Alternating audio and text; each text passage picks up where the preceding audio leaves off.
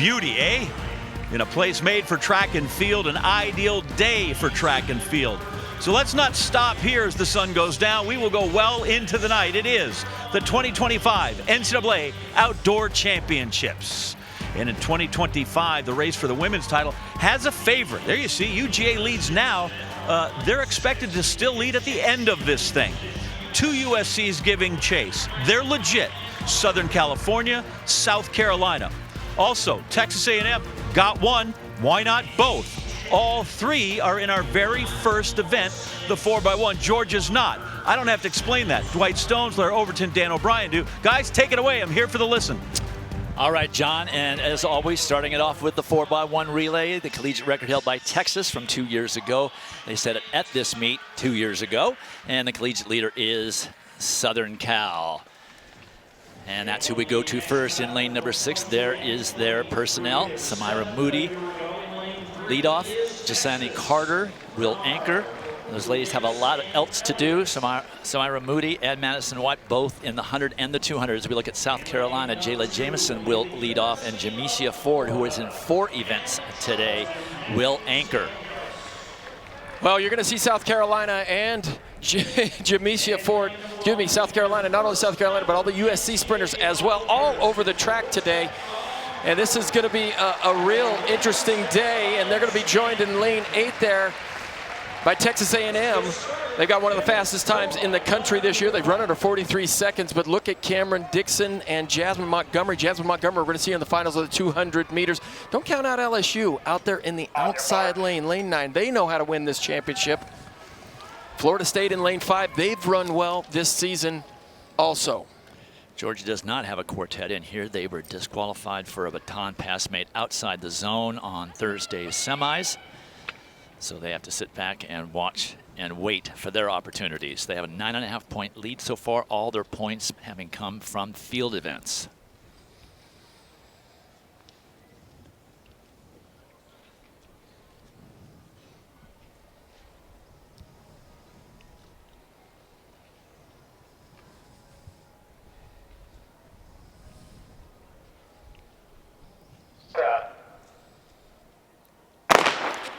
Southern Cal in 6, South Carolina in 7, Texas A&M in 8. Very even in this first 100 meters between those 3 teams. Excellent pass by South Carolina. That is Centeria James on second leg, Deja DeFran for the women of Troy. Well, LSU on the outside, they got a nice back straight there by Nasaya Williams. But right now in that turn, it's South Carolina clearly in the lead. Just have to make the pass. Jamesia Ford took off pretty early, but they made the pass. It is South Carolina and Jamesia Ford. She's going to be awfully tough to catch, even though Jasmine Montgomery is trying to do so for A&M, but it is South Carolina. They successfully defend. Oh my gosh, they changed uniforms on me, killing me. It's USC, my apologies. I was looking for white uniforms from the Trojans. And on anchor, that was Jasani Carter for the Trojans, who is not in either the 100 or the 200, just doing anchor relay duty. Well, for South Carolina, Jayla Jamison, she goes first there. They're in the white uniform, and yeah, they have switched uniforms from the other day. That's Samira Moody with a ribbon in her hair, but look at the passes by USC. Now Deja DeFran, she storms down that back straight on the longest leg in this 4x1 and makes up a little bit of ground there on South Carolina. But look how quick, look how snappy that exchange was there to Madison White. And Madison White, we're going to see her in the 400 meters, we're going to see her in the 200 meters, and probably both relays as well. But nice passing there by the women of Troy as Jasani Carter is just given too much room, and Jamesia Ford is not able to catch her. Arms out in celebration.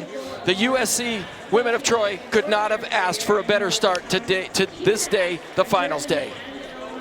I have to pay better attention to the uniforms on finals day. There are the times, 42-22, which is an improvement on their season best and their collegiate best. South Carolina, a fine run in second place, also setting a season best, and Texas A&M finishing third. So that'll get USC on the board, as well as South Carolina. We did not see them in the standings in the beginning of the show. But can they catch up with their male counterparts from yesterday and pull off a national championship? Could not have said that better myself. Welcome, everyone, to Eugene, Oregon, Tracktown, University of Oregon campus, Hayward Field, historic Hayward Field. I believe that's all the locators you need in this. My name is John Anderson, and while at the end of tonight, I am prepared to, again, give away 2 national championship trophies, I suspect this time I'll only need to give away 1 because we have a clear favorite on the women's side. Thing is, it's not Arkansas, who won here handily last year. It's not Texas, who dominated in 23. It's not Florida, who won in 22. It's not even USC, who won in 21. We've had 4 straight different winners. The team to beat is Georgia by a wide margin. Thing is, there's a difference between expectations and execution. So I've checked with all of the meet officials. We're going to run all the events, so it's going to be great, which means Dwight Stones, Dan O'Brien, Larry Overton are going to have to call all the events. And that's going to be great, too. Guys? All right, John, well, you are so right. Coming in here, we knew the men's team title was going to be tight between 5 or 6 teams, and certainly it was. But on the women's side, Georgia's a big favorite, but plenty of good teams behind them if they falter. It all came down to the 4x4 last night, and talking to Coach Carol Smith-Gilbert, she certainly doesn't want the title to come down to the 4x4 tonight. They do have a nice stout lead. They got all those points from field events, but they got 6 chances remaining to put up some more points, and they are going to be featured in some sprints later on. But the teams that would like to sneak up there would like to see it go to the 4x4. Texas A&M, certainly USC, and South Carolina. If they get a chance to run for it at the 4x4, then it's anybody's game. Well, certainly we have been seeing some great distance running on the women's side. On Wednesday, several meet records were set, and there are more on the table tonight as well. This has been a historic national championship already. On Thursday, we saw Michaela Rose of LSU break a 35-year-old meet record in the 800. She'll be back on the track today for the final, looking for her 2nd NCAA championship in the event. Doris Lemongole in the steeplechase ran the fastest ever time in qualifying. She holds the meet record, the collegiate record.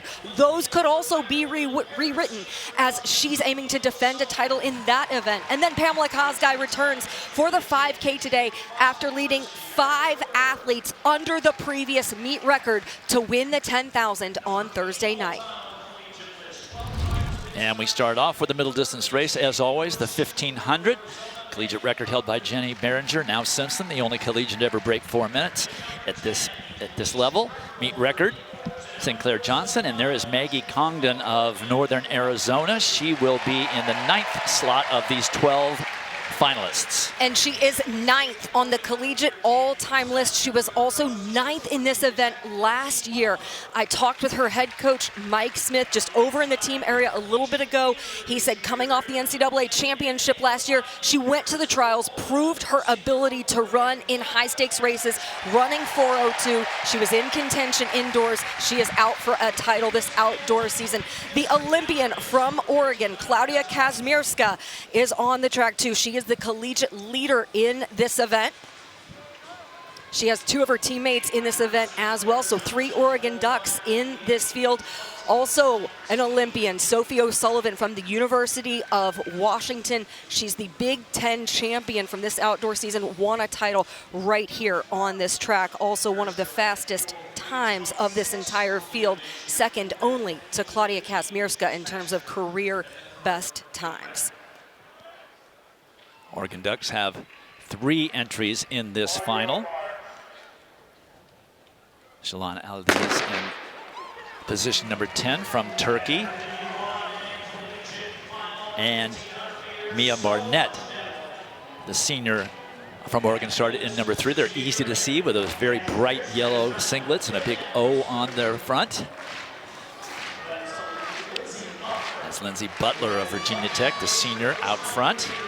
Lindsey Butler has won an NCAA championship, but not in this event. It was indoors in the 800. Looking at this field, no one has yet to capture an NCAA 1500 meter title. So you can see there on the leftmost of the Oregon runners, that's Shalan Aldiz of Oregon and from Turkey. She's tucking in there right next to Sophie O'Sullivan. And we talked to her earlier in the week, and she talked to us about how she learned running at Oregon, the things that she didn't learn in her home country of Turkey. I was doing everything alone when I was back in Turkey. I didn't have a coach. Like, I was just doing workout alone. I didn't know what I'm doing. I was just like, questioning myself, what I'm doing. Is it wrong? Is it like correct? So I didn't really get experience from World Championship. I feel like I got a lot of experience from NCAA being like good runner. So I think it's just gonna help me more for my international races. And Dwight, in talking to her coach, Shalane Flanagan, she told me, I watch more film with Shalane than anyone. She's really proud of how Shalane has developed and refined in her racing skill set. One of the things she has been coaching her up to do is really stay collected and calm in race scenarios. She's doing an excellent job of that, and you can see Maggie Congdon is creeping there up into threatening position at this point. And one thing that she has really done, Maggie Congdon, over the last year, she's learned to cover moves in races. You saw at the NCAA Indoor Championship when she finished in third. She is looking to avenge that finish with a title tonight. They were out in 67.5 for the first 400. And this is a little bit slower the second time around. That's why this field is pretty well bunched up. That was a 70-second tour. And there's Claudia Kazmierska well out into lane 2, trying to have running room when this field bunches up like it has. 2 University of Washington athletes in this field. It's currently O'Sullivan up front. And Dwight, we didn't see her during the indoor season because she took the winter quarter to go back home to Australia and train after the cross-country season as she begins this big ramp up through the outdoor season with World Championship aspirations on the horizon. But first and foremost, it's the NCAA Championships and representing Washington. O'Sullivan has definitely picked up the pace here, coming down the finishing stretch for the penultimate time. That's Vera Schaubert on the outside there in lane 2. Tucking back in right behind Maggie Congdon. They're on the bell lap. Just like in her semifinal, Sophie O'Sullivan continuing to lead. Nobody trying to pass her so far. You can see Claudia Kazmierska is trying to make a move down the back stretch. That was a 64-second 400. And Kazmierska and Aldiz are in pursuit, trying to get into position.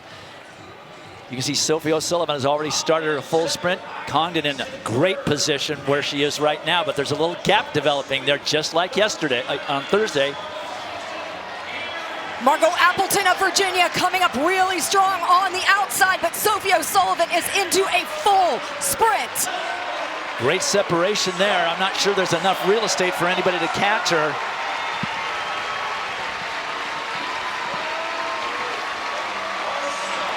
Sophie O'Sullivan almost wire to wire.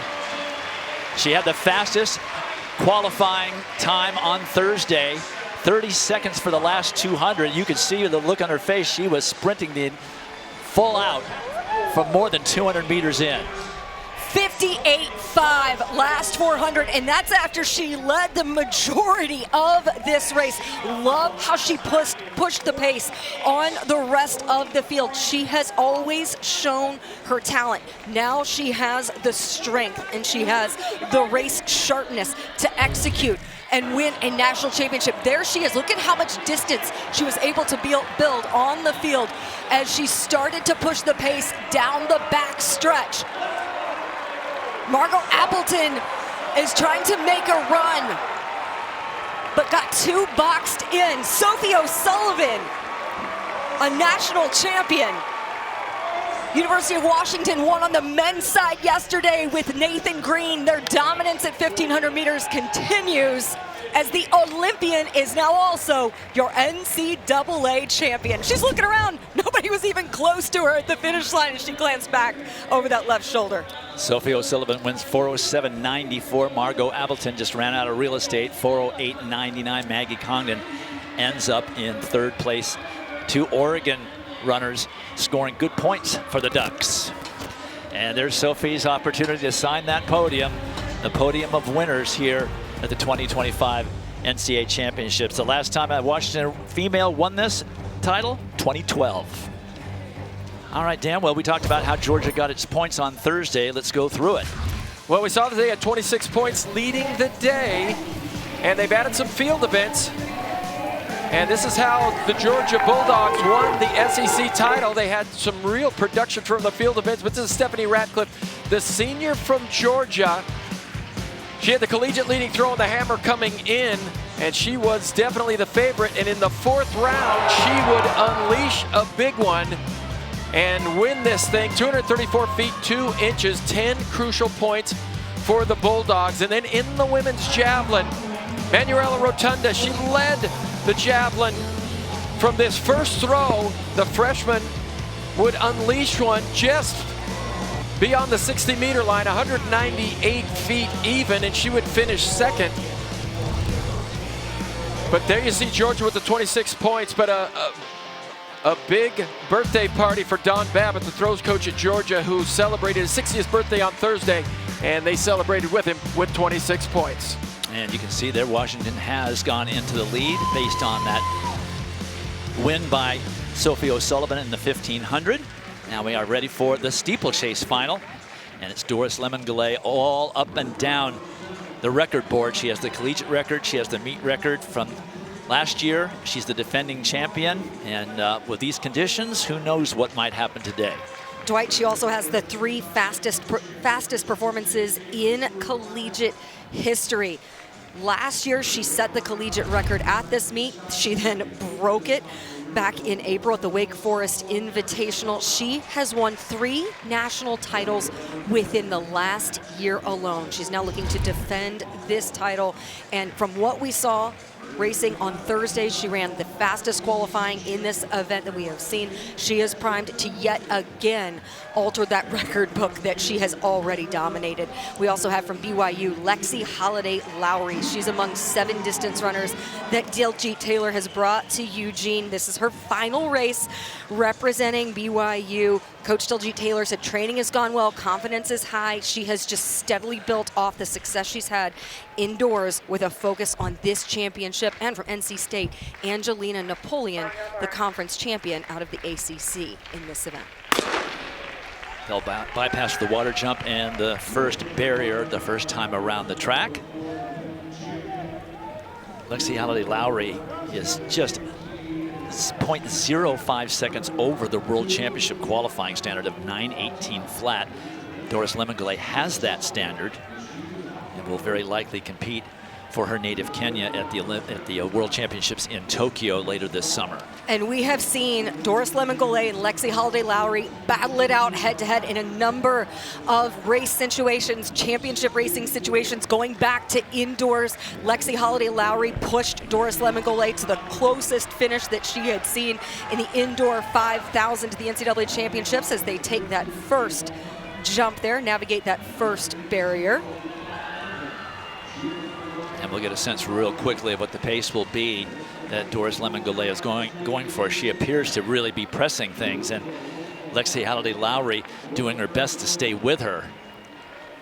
Well, talking to Alabama distance coach Nick Stenoff, he feels like Doris Lemon-Goulet has the capacity to run 9 minutes flat in this event. Certainly her ability has shown that. The rhythm she runs with in the steeplechase, she shows absolutely no strain as those 2 athletes have broken away from the pack, and we'll see how they navigate this first water barrier. They're both very good technicians and do a good job taking that water jump. So those 2 are in the lead. Let's step aside for a moment and get us caught up on one of the other field events, the women's discus. And Dan. Well, an interesting scheduling here. The women's discus went off 3 hours before this meet got started, but there you see Jaden Ulrich, the discus runner-up at the Olympic trials. And this would be her first attempt. She came in as the favorite, and she would send one out there over the 60-meter line, 197 feet, 8 inches. She was second at these championships last year. But this is a senior from Fresno State, Sierra Jackson. And she would really get things going amidst nice sunny skies. And look at that throw down the right side. and she would absolutely bomb one on her first attempt and practically put this competition out of reach. Meet record, 215 feet, 11 inches on her first throw, and she would bypass the Olympian by quite a few feet. Here's Shelby Frank, the senior from Texas Tech. This is her 4th attempt. She's a transfer from Minnesota. She was second in the hammer competition back on Thursday. She would have a good throw. She would throw out to an all-time personal best, 2:07.11. And everybody's wondering now, where is Jaden Ulrich of Louisville? This is Alita Vandala, the junior from Florida, her 5th attempt. And she would find her edge and send one out there. She competed for the Netherlands in the 2024 Olympics. She was your SEC champ, 2:13.1. And she would squeak into second position, but there you see tears from Sierra Jackson as she would become the first champion in the women's discus from Fresno State. Only the 2nd overall champion in any event for Fresno State, guys, at the NCAA championships. There is your top 3. Sierra Jackson takes home the victory. Jaden Ulrich from Louisville would finish in 7th. All right, Dan, thank you. We're back at the steeplechase final, and still the same 2 up front. Doris Lemon-Goulet continuing to press the pace, but Lexi Halliday-Lowry doing a nice job keeping pace with her. They're right around 9:20 pace. And Lexi Halliday-Lowry would love to get that World Championship qualifier over and done with, getting under 9:18. But more importantly, Doris Lemon-Goulet repeating as champion here in her sophomore year. In talking with Coach Diljeet Taylor at BYU, she mentioned just how influential Courtney Wayment, the Olympian and BYU product, has been on Lexi Halliday-Lowry, who has really set the standard for that program in this event. So I texted Courtney Wayment today to ask her about Lexi and what her advice would be to her in this situation. Courtney Wayment won an NCAA title on this track. She set the meet record that Doris Lemon-Goulet broke just last year. Courtney said Lexi is so smart and determined, has such belief in herself. Just keep being Lexi. What she has done this year has been remarkable.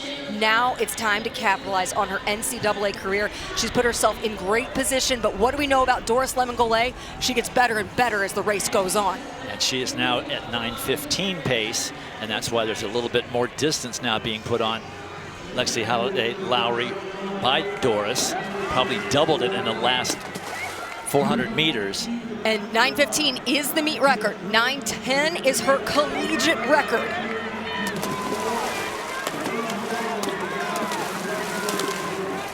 There are team implications in this race with Deborah Chirono of Texas A&M in the field. She's currently back in 5th place. As you see Doris coming up with 3 laps to go. Her coach asked her after this meet last year, do you want to be NCAA great?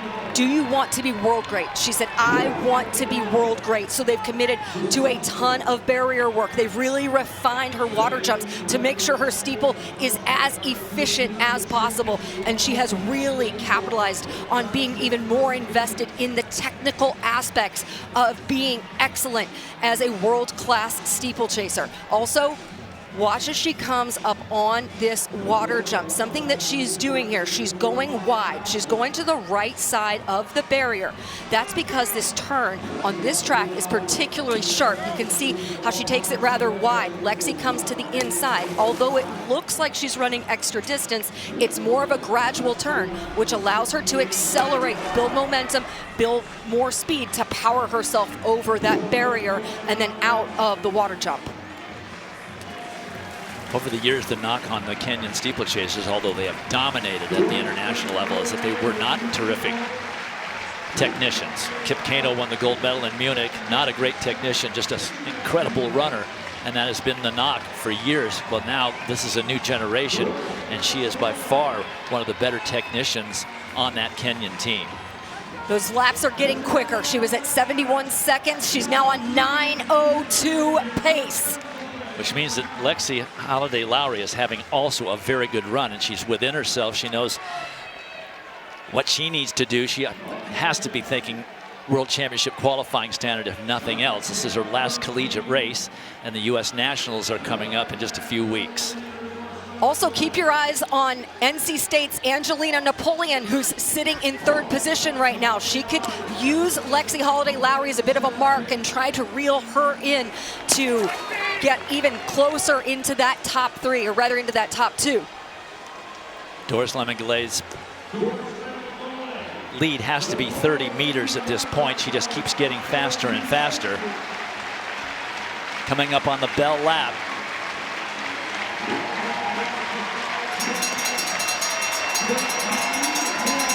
We're on clock watch now, Dwight. I think that the collegiate record is a foregone conclusion, providing she makes it over all of these barriers. That was the goal at the beginning of this outdoor season, at some point, knowing that she wanted to hit that 9 flat mark in this event. She showcased incredible form already in qualifying, and now she is capitalizing on this race situation to further solidify her dominance of the steeplechase event.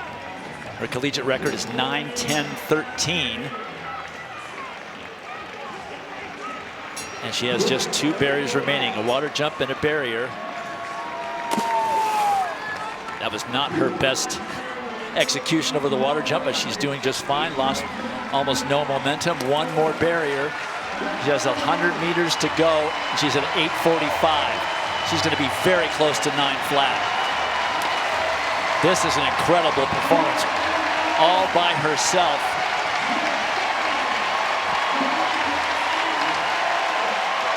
She does it! She does it! Just amazing. That's 7 seconds better than the world lead. And Lexi Holiday-Lowry certainly under that World Championship qualifying standard for a big lifetime best. Angelina Napoleon crosses in 3rd. 9:08.68 for Holiday-Lowry. That's a 10-second improvement from her lifetime best for Lexi Holiday-Lowry. They have such mutual respect between those 2 competitors. They have pushed each other, challenged one another, indoor track, outdoor in the steeplechase. What we just witnessed is absolutely remarkable, and we don't often see Doris Lemon-Golay look stunned. She looked a little bit stunned after that. It's no surprise that she was capable of this type of performance, but to do it here is incredible. She just got faster and faster as the race went on. She was on 9:20 pace after 3 laps, and she ends up breaking 9 minutes flat. Also, the ability to push yourself and grind and accelerate all by yourself, navigate the barriers, navigate the water jump. This is just exceptional talent, competitiveness, and desire to be the best.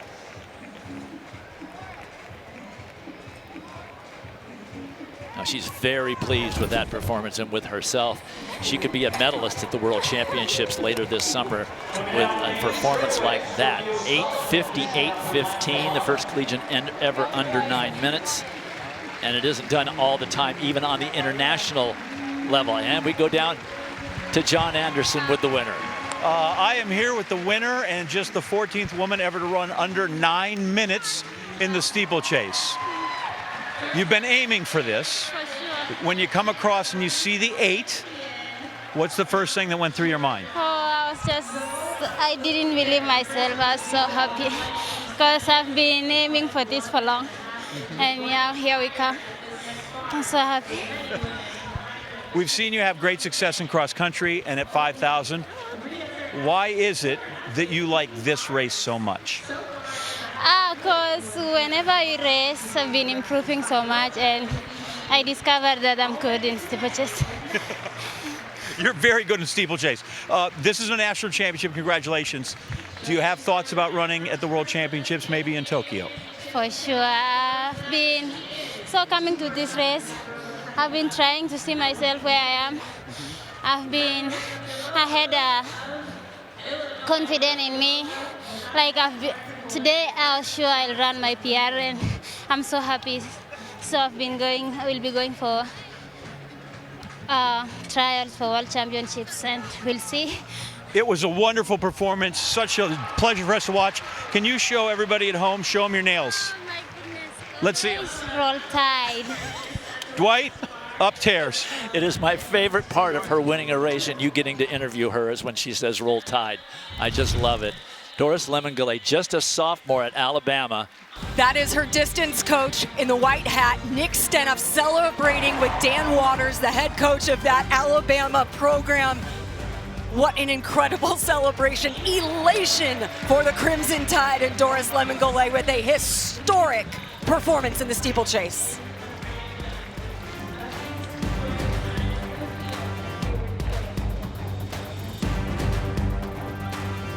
It's the women's high jump being contested today.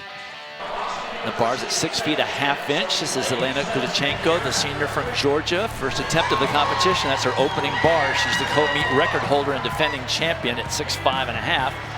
Temitope Adesina, the sophomore at Texas Tech. She won the indoor NCAA meet this year. She's over on her first attempt at 6 feet a half inch. And then Alyssa Jones, the junior from Stanford.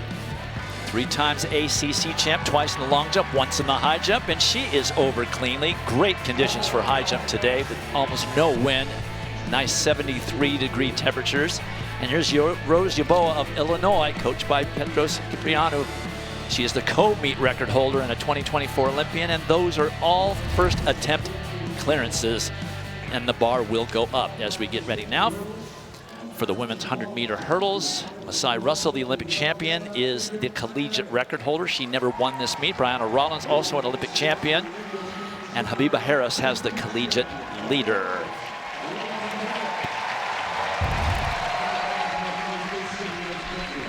Moments ago, one of the favorites, Habiba Harris, walked off the track.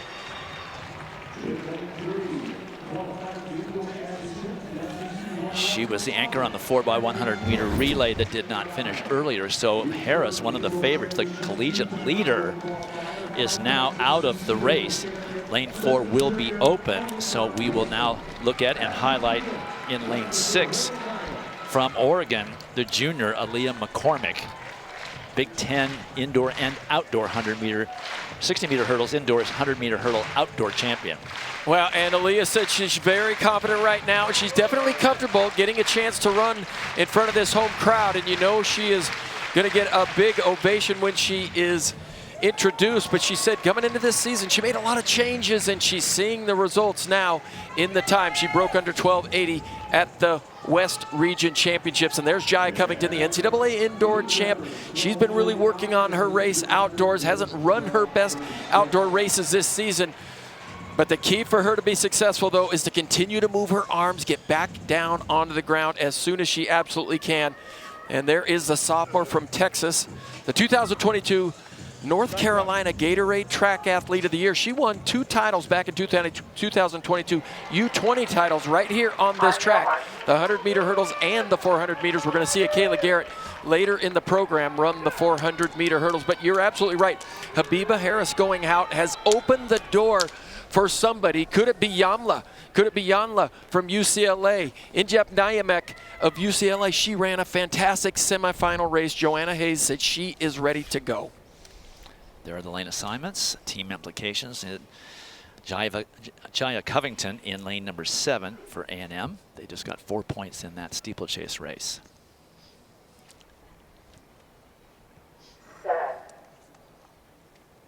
A little bit of a hold. Yanla gets out first and trips over. She's out.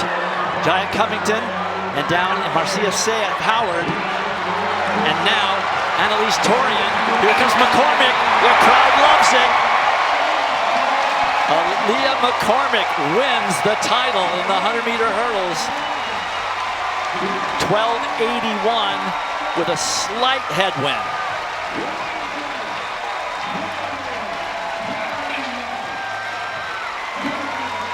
Well, her sophomore and freshman year ended in injury and disappointment, and she said there's nothing like defending the home turf here, and what a way to go out this season with a championship. She said she is so ready to bring one home for the Ducks here.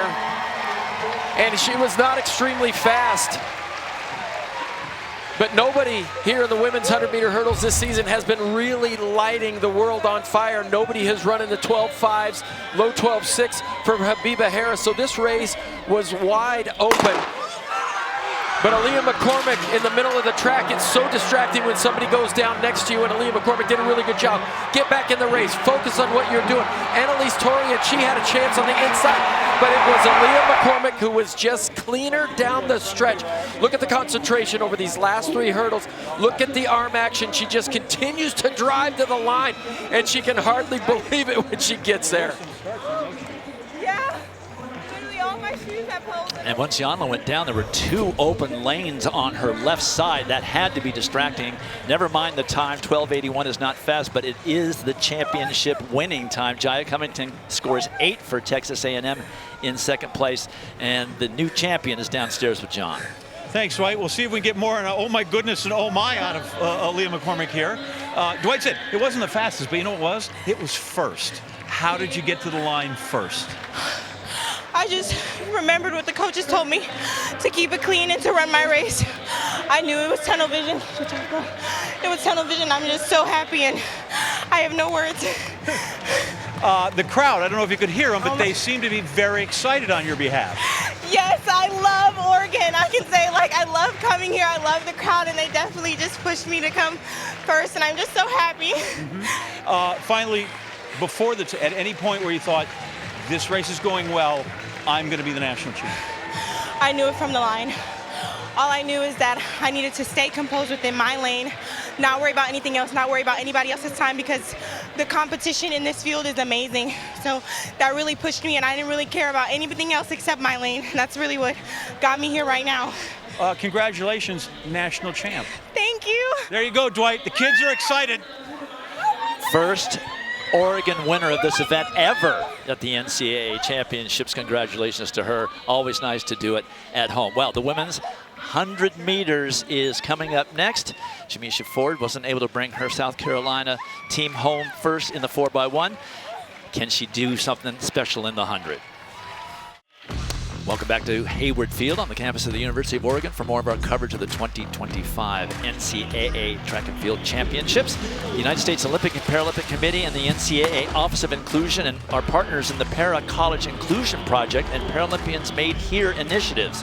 In the men's race held yesterday, Evan Carell, a senior who races with the prestigious University of Illinois wheelchair racing program, defended his title in the 100-meter race.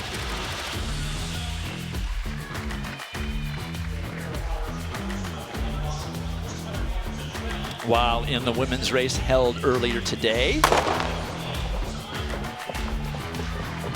lane number 6, Hannah Diedrich, also from Illinois and a 2024 Paralympian, defended her title from last year as well.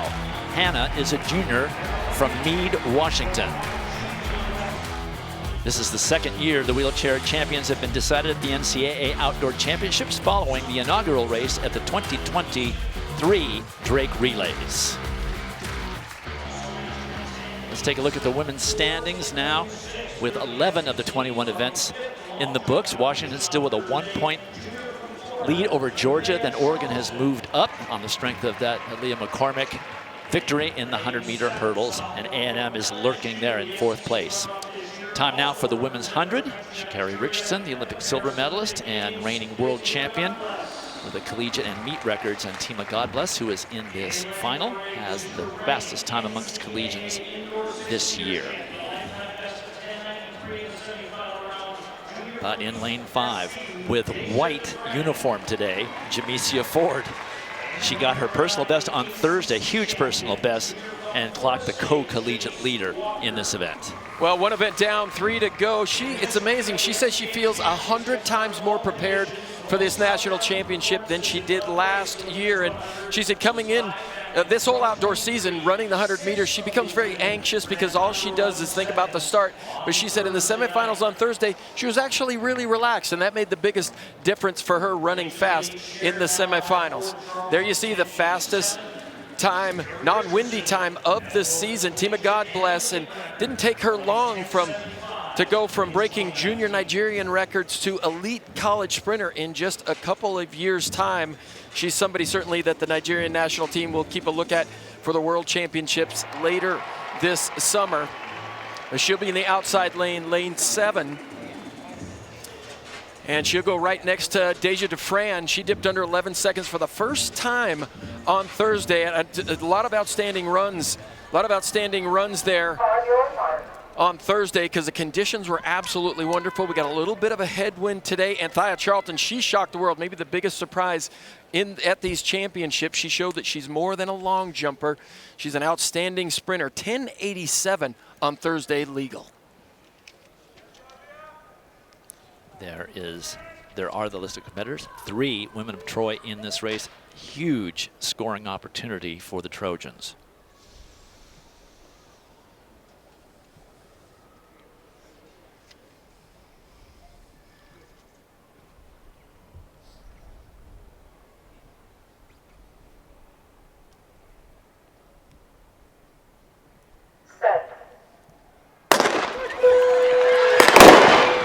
Will be recalled. Dan, I didn't see any movement. And they will take their time walking back, as they should. Well, that was not an immediate gun either. They got out and ran 10, 15 meters before they could begin to slow down. Maybe down there on the far end. Yeah, Brianna Selby, the freshman from Southern Cal, maybe there was a little bit of movement, but it wasn't very obvious. I guess we'll see. These are pressure-sensitive blocks, all wired up. They can feel if you release any pressure on the block. They're getting a green card, so it might have been a timing issue of some kind. Still, they all got a full start on their legs. So they will re-rack, refocus. There's Jamesia Ford. And she said her life has turned around running the 100 meters, Dwight. She said, when you run the 100 meters, it's all about get out, get out, get out. And she said, we don't stress the 100, we don't stress to start like that in the 200 meters, but her life has changed certainly this outdoor season now that she's an elite 100-meter runner. And let's go back to Anthea Charlton, that run on Thursday, 10:87. Only Melissa Jefferson Wooden has run faster in the world this year.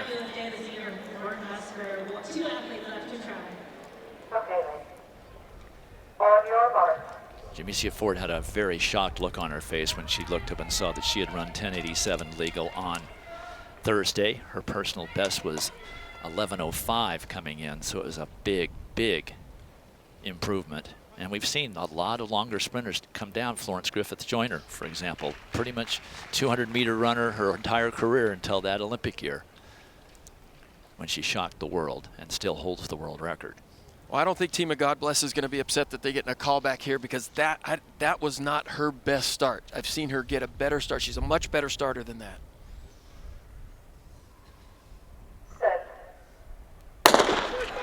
Great start for God Bless again, but also for Ford. And down in lane 3, Samira Moody of USC going well, but here comes Jamesia Ford, and she's going to be very close. I think it could be Moody. It could be Moody. It's right there at the line. Moody wins it. They're running into a headwind, so the time is slower than you would expect for a national championship, considering the way they ran the other day, but it doesn't matter. When you're running for a championship, the performance itself is inconsequential. 10 big points minimum for the Trojans. They had 3 finalists. She just eked out by some thousandths of a second Jamesia Ford. They both have the same time.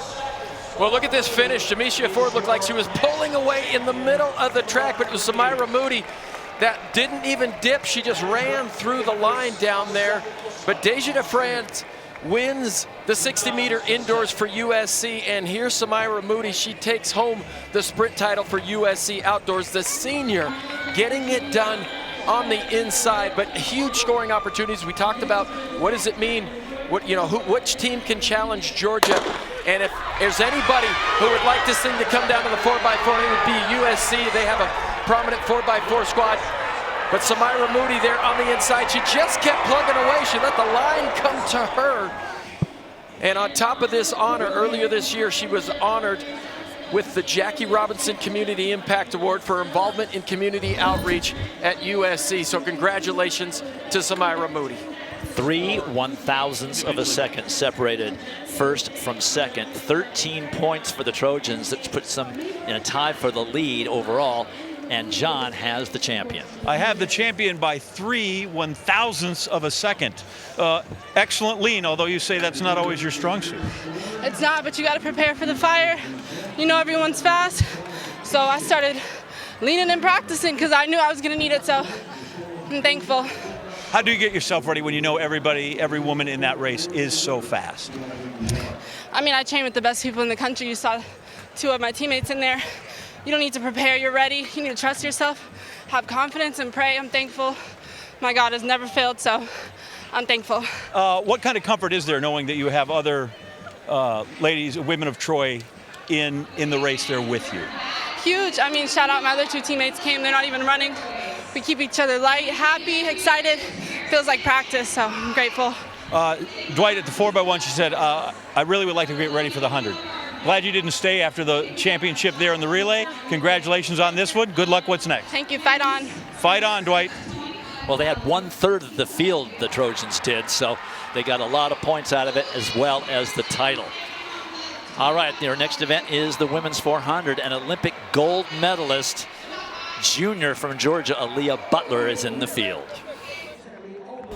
Well, look what happens when you score 13 points in one event.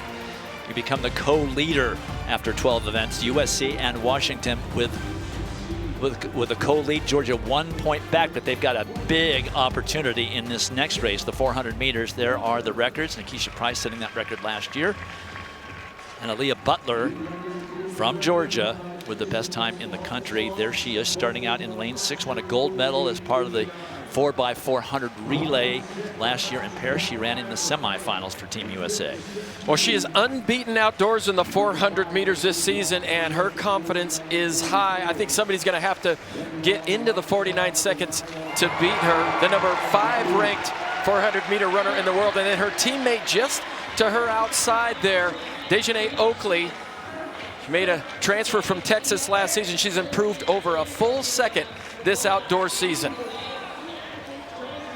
And there's Rosie Effiong, Iron Woman for Arkansas. She has done it all, and Chris Johnson at Arkansas says she's such a natural leader, team leader. She's done everything this team has asked her to do. 13 times she's been an All-American. And there's Caitlin Brown, 2-time Olympic medalist. She ran the mixed 4x4 and ran a leg on that open 4x4 as well.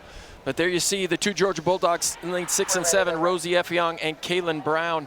They're in 8 and 9. But what hasn't Rosie Effiong done there for the Arkansas Razorbacks? NCAA records, 4x4s, and World Championship gold medals. Aaliyah Butler, though Coach Carol Smith said there's one box that she still wants to check, and that's the NCAA championship.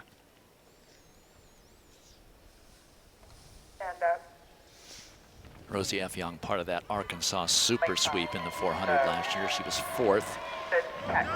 And Arkansas scoring 26 points in that one event. So Aaliyah Butler ranked number 5 in the world this season. She's the 3rd best American this season. But she really credits Coach Carroll for helping her get her mental grit back and bounce back from that NCAA disappointment last year. And then she was able to shine at the Olympic trials and make that Olympic team. She loves the process. She's all about just training hard each and every day, getting a little bit better and seeing the results. Let me check my math. They scored 29 points in this event last year, did Arkansas, running away with the women's team title. So they reset. Butler in 6, Oakley in 7, Effiong in 8, Brown in 9.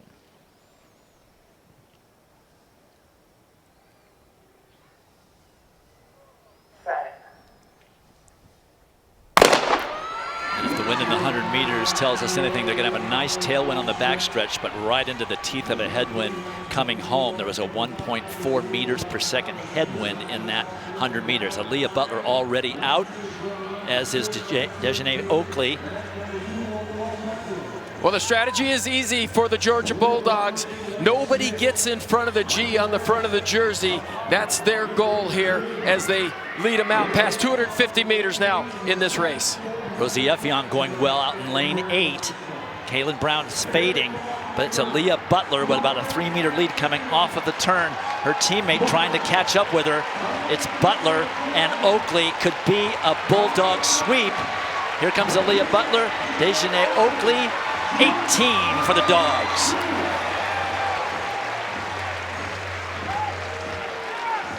.49.26. That is a new collegiate leader, improving on her 49.44 from back in April. Well, that's going to move her up in the world rankings certainly as well. But look at that confidence. And to run that fast on a night like this where it's really cool, little bit of a headwind down the home straight, that is some tough running by the junior from Georgia. Look at her just charge this last 100. 2 years ago, she didn't have the confidence to do this. She didn't believe that she could go out that hard and hold it all the way to the line. And Dejanay Oakley, who's just been having a phenomenal season as well, follows her all the way to the line. And just like that, boom, Georgia is out front in the lead in the team standings. Dejanay Oakley, her first time under 50 seconds. Aaliyah Butler's time, 5th fastest in the world this year. A 1-2 sweep in the 400 for Georgia, and the champion is downstairs with John. You know, it's like we're giving away 2 of everything out here. National championships, interviews, I've got them both. We'll start with the champ, Aaliyah Butler. Boy, you won by, that was a monster performance. Where was it that you made up such a stretch in front of the rest of the competition? I just had to make sure I had a good start, and I know I could finish really strong. So I just wanted to control the race and bring it home because I knew I could finish well. We touched on this the other day when you and I chatted. Coach Carroll said she was trying to build up the track side of the program. When you came here, it wasn't really a huge thing. Why was this the place for you, and why was Coach Carroll the right person? It was the right place for me because, like I said, I wanted to be part of a program where it's building, and I knew Coach Carroll did that before with USC, so I wanted to be a part of her history. Congratulations to you, and we'll get Dejanay Oakley here as well. What's it like to run under 50 for the first time? Oh my God, I'm so happy. I'm just happy that my teammate was there to push it out, and I just followed, and we both ran 49, so that's really great. Okay, and real quick, if you guys could explain this thing to me. We got this and this. What is that? Oh, it's just a TikTok thing that we practiced. Dwight, this may shock you. I'm not on the TikTok, so I'm not really sure what it was, but I think it was a good thing. I'm sure you're right, John, and I'm not on the TikTok either. The last Georgia Bulldog to win this title, Lena Irby, back in 2018. Well, 18 points for Georgia. That's certainly going to help vault them well ahead of the rest of the field. Back in Eugene, Oregon, next event on the track, the 800 meters, collegiate record held by Olympic champion Thing Mo. Michaela Rose setting that meet record on Thursday's semifinals, and she also has the fastest time amongst collegians. 2nd fastest collegian of all time, but finished 4th here at this event last year. She's got to be looking forward to in her final race, avenging that loss from last year. Dwight, she has been 4th or better in every championship final. The other thing is she's number 2 on that collegiate all-time list, but on 5 different occasions she's been sub 159 outdoors. That is the most ever by a collegian. Her coach, Houston Franks, says they've really prioritized strength and endurance this outdoor season. Michaela Rose is really rounding into where she wants to be.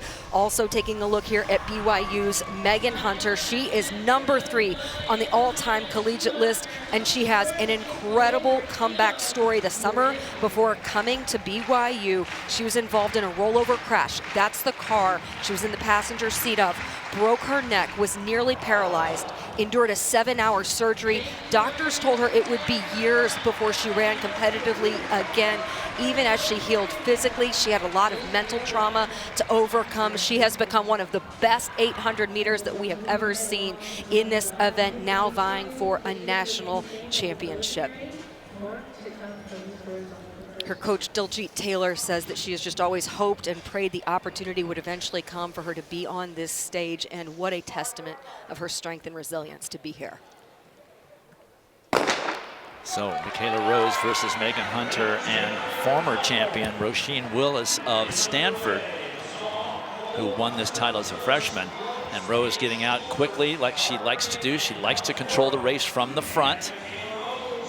She has Michaela Page there with her as well in that baby blue of North Carolina. Michaela Page was your NCAA indoor champion back in March. Her coach, Chris Miltenberg, said she has had such an evolution this year, is even better than where she was when she won indoors. They go through in 27 seconds through that first 200 meters. Lauren Tolbert, the junior from Duke, in second position now. Roisin Willis right there with the Stanford in the middle of lane 1. Hunter had to get out of a little bit of traffic there, almost got tangled up as you see her out in lane 2.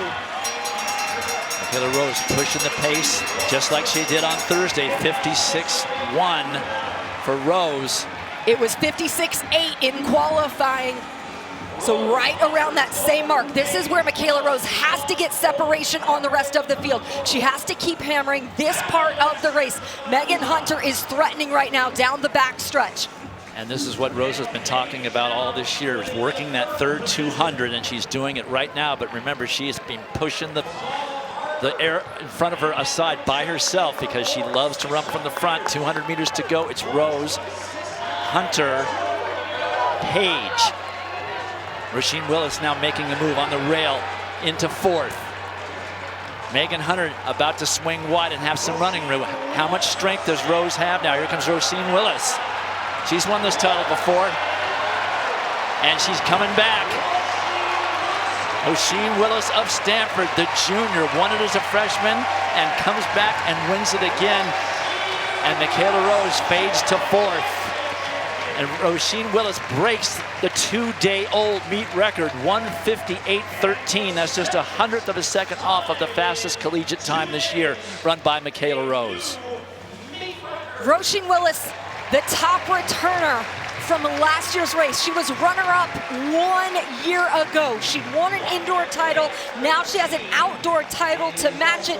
Her coach, J.J. Clark, said they have not fixated on times or marks at all this season. He's been so proud of just the way that she has raced, the way she has executed, and it comes to fruition right here in the final 150 meters. You can see she just has her sights set on that shoulder of Megan Hunter. She gets into full stride, really digging there. Her stride, even as her turnover quickens, she never breaks or feels like she's forcing it. Incredibly relaxed, blows by the rest of the field. Again, we see the meet record reset as Roisin Willis wins another NCAA 800-meter outdoor title for Stanford. 61.4 last lap. Michaela Rose in 4th, but still under 2 minutes. In fact, the first 5 were under 2 minutes. An amazing depth at the 800 meters, but it's Roisin Willis who's downstairs with John. Thank you, Dwight. Roisin Willis said she'd been hoping to talk to me today, and I didn't know it was winter. She could have just tapped me on the shoulder at any time. You know, I'm available for people from Wisconsin. Okay, so the race goes out. Michaela, we know that she's going to run fast. Your thoughts being behind her and how to manage it? Yeah, I mean, the first 200 felt comfortable, but as we're coming up to 400, I see 55, 56, so I was like, okay, it's a little aggressive. So just try to trust myself, know that the race didn't start till 150 to go, and just wait for that. You win this race as a freshman indoors. You took some time away and kind of settled things down. What was it like to come back and get to championship form? Yeah, I think as a freshman, I was just a little bit overwhelmed with everything. But now coming here, I'm a full, complete person. I have a stronger faith. I believe in myself. I have good people around me. and most importantly, I'm happy on and off the track, so grateful for that. Happy and a champion. And Dwight, the old meet record was held by Susie Faber, who went to Stevens Point Area Senior High, and also Roisin Willis, graduate Stevens Point Area. So for about a day and a half, they let the record get out of the high school. Now it's back. Congratulations. Thank you. There you go. Spash all the way. Well, her teammate Juliette Whitaker wins it last year. Roisin Willis comes back after an indoor title as a freshman, wins it in her junior year here in Oregon. When we come back, the 400-meter hurdles. All right, well, there's lots of field events still going on. Let's go over to Dan. All right, the women's triple jump is underway. This is Audra Dwal, the junior from Oklahoma. Oklahoma in the men's triple jump yesterday went 1 and 2. She won the NCAA Indoor Championship. She won the SEC Outdoor Championships. This is her first attempt, and she goes 45.2 1/4, and she would set the tone in this competition. This is Winnie B of Texas A&M. This could mean big points for Texas A&M down the stretch on her first attempt. She would bounce one out there. She was the SEC Indoor Champ this year. Look at the extension there into the sand. Great camera work. But on her first attempt, she'd go 45 feet 9 3/4 inches. Emily Schustrand, the senior from San Jose State. She was second at the NCAA Indoor Championships. We're going to get a look at her here on a first attempt jump as well, 45.6 1/4. But they are through 5 rounds of jumping. Winnie B is your leader, 45 feet 9 3/4 inches. Also day 2, contested just a little bit earlier, we go to the heptathlon, first event of the second day. And we call them the big 3, Pipilotta Enoch, Jaden O'Brien, and Sophia Yakashina. There you see Destiny Masters in 3rd place at the conclusion of day 1. But there is your 2023 national champion, Jaden O'Brien. She comes into the 3rd best score in the country this season. And there's your national leader, the freshman from Texas A&M, Sophia Yakashina. She is an outstanding long jumper, but Pipilotta Enoch, she's on a heater. She's just competing so well. She did not do the heptathlon at the SEC Championships in just preparation for this meet here. And on her first attempt, she would send one out there, almost 21 feet, 20 feet 11 3/4 inch. And she will be psyched about that. Jaden O'Brien, it took her a few jumps to really get things going, but this is a 3rd attempt for the senior from Notre Dame who just collected her master's degree. And in the 3rd round, she'd go 20 feet 2 1/4 inches for 896 points. Sophia Yakashina, she could have competed here in the open long jump. That's how good a long jumper she is, but it would take her a couple jumps to get rolling here. But on the 3rd attempt, the best jump of the competition, she would put it out there, 997 points, for 21.2 3/4 inches. So the heptathletes are through 5 events, and there you see the Oklahoma junior, leading things at this point. All right, next event on the track, the 400-meter hurdles. Collegiate record held by Sydney McLaughlin, twice world Olympic champion and world record holder when she was a freshman at Kentucky. Jasmine Jones with a meet record. And the collegiate leader, Savannah Sutherland of Michigan, is the favorite and in this race. And starting out of lane number 6, her personal best is number 5 on the all-time collegiate list. Well, she won the championship in 2023 because she said nobody was paying attention to her, and she just went for it, and she came away the victor. Last year, she was second to Jasmine Jones, but in that effort, she broke the Canadian national record. She would then go on to represent Canada at the Paris Olympics, go all the way to the finals, and a Canadian 400-meter runner, Dwight, has not done that since 1996. And we talk about the points and with the point implications, but there is the freshman, Michelle Smith.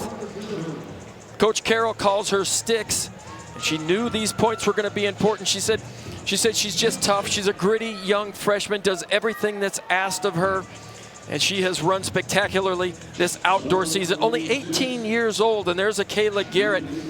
Akayla, we saw her in the 100-meter hurdles. She loves the hurdle. She said, there's something about putting a barrier in front of me that just makes me really want to attack it. She said, I think I was born to run the 400-meter hurdles, and she wants to show people in the future that she is the best dual hurdler in the country. There are the lane assignments with Michelle Smith in 5, Savannah Sutherland in 6. That's an advantage for Michelle Smith to have the favorite out in front of her. Well, we saw a runaway victory by Nathaniel Ezekiel on the men's side in the 400-meter hurdles. We could see a runaway victory here by Savannah Sutherland. I think a lot of people are asking the question, can she break? Can she go under 53 seconds? She's run 53. She ran 53:26 last season, and that is a Canadian record. 54:13 looked very well in control, but she's tough. She's figured this out. She's so smooth. She just has a really nice race plan, and she sticks to it.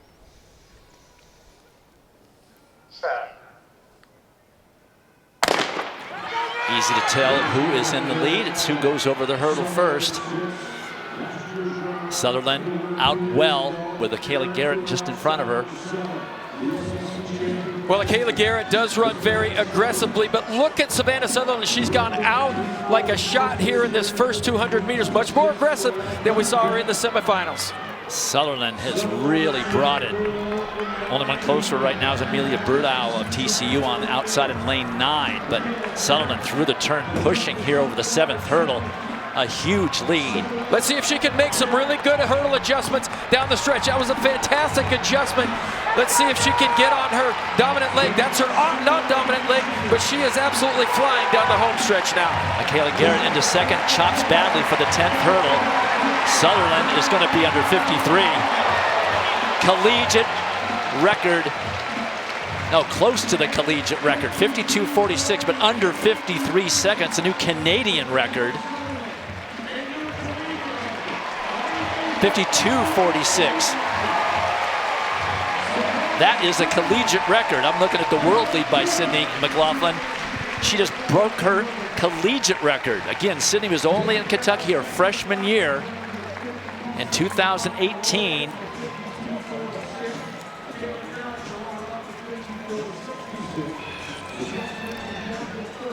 And look at the respect there. Everybody coming in to congratulate Savannah Sutherland. What a run that certainly was. A little bit of a redemption run as well, as she was second to Jasmine Jones last year. And look at the adjustments. It's absolutely beautiful. Coach Carroll of Georgia says the 400-meter hurdles is all about being able to make 10 decisions in this race, being able to make 10 adjustments, and Savannah Sutherland is doing it like an absolute pro. It's going to be fun to see her now match up against people like Shamir Little, Sydney McLaughlin later on in this season, and that's an off-leg hurdle, and it was still really good. Look at the momentum that she keeps all the way to the line. She hits that 10th hurdle with the right leg, and this is like a training run for her, a time trial. She was out, it almost seemed like she was out there all by herself. I'm John. But you see that, we've met before. You see that necklace. She said her mother gave her that necklace. Every time she gets in the block, she looks down at it, and she remembers the why and the who she's competing for. Took a full second off her season best with that 52:46. Kayla Garrett ended up second, and with that third place finish, and with Michelle Smith of Georgia, Georgia clinches the team title. But it's all about the new collegiate record holder in the hurdle, Savannah Sutherland. She's with John.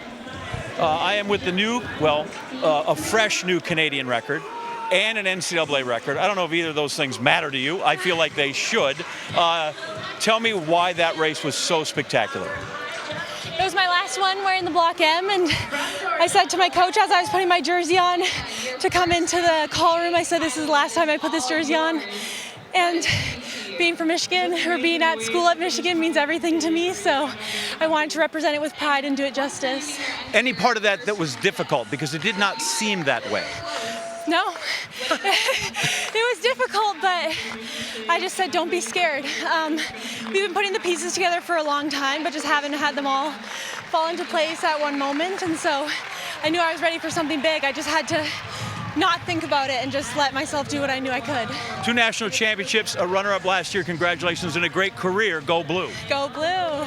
Dwight, upstairs to you. All right, John, a great performance by Savannah Sutherland. And we've seen a lot of the athletes going over to get with their loved ones here at Hayward Field. Pretty good crowd down there on the finish side.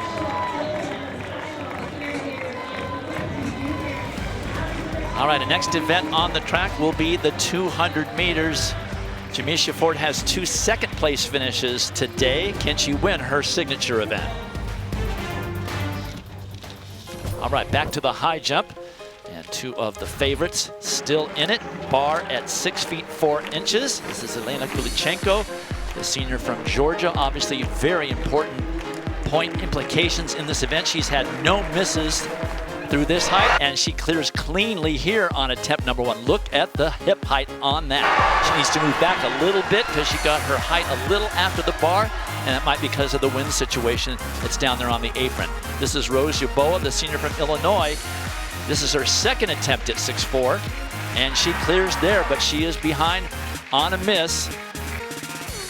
She and Kulichenko share the meet record, but Kulichenko now ahead on misses. The bar will go up to 6 feet 5 inches.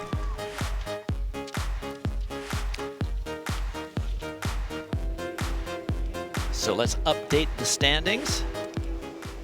After that 400-meter hurdles, Michelle Smith of Georgia was in there, and with that 4th place finish that she got, Georgia has 60 points. They cannot be beaten by the teams that have athletes still in the meet, so you can see it's a huge point total for Georgia, more than doubling USC and Washington.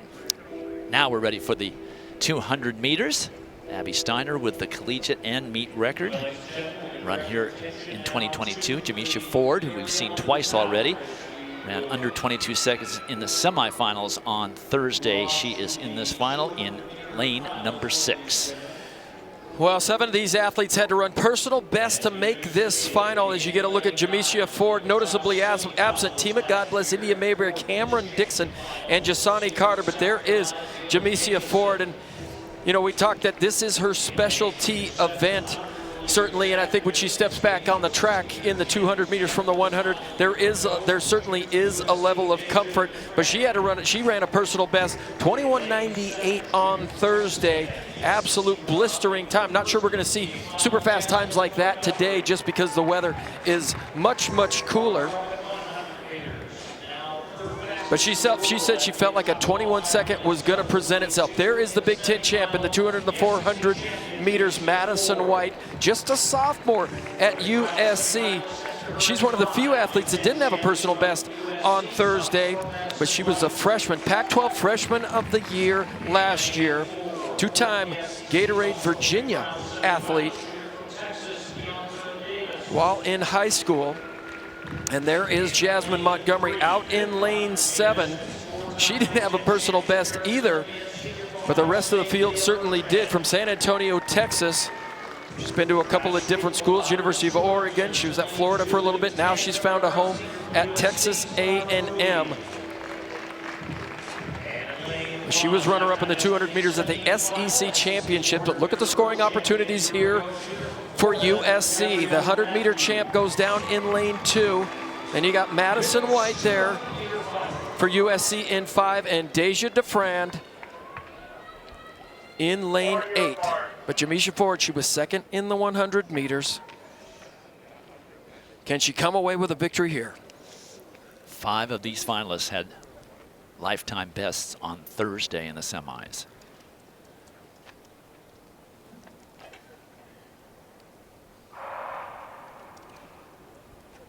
Can't really tell what the wind is doing now. They have pretty good headwind in the 100, but it doesn't seem to be as strong as it was earlier.